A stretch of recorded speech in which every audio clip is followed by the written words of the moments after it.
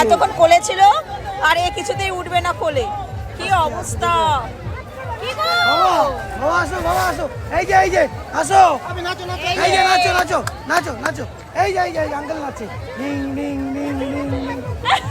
ও নাচো বাবা, নাচো। সবাই শিব ঠাকুর দেখতে যায়, এখানে শিব ঠাকুর রয়েছে। এই হচ্ছে অরিজিনাল শিব ঠাকুর।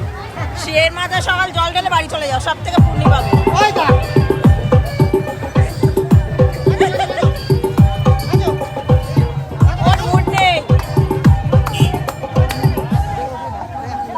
তো আস্তে আস্তে ভিড় বাড়ছে আরো।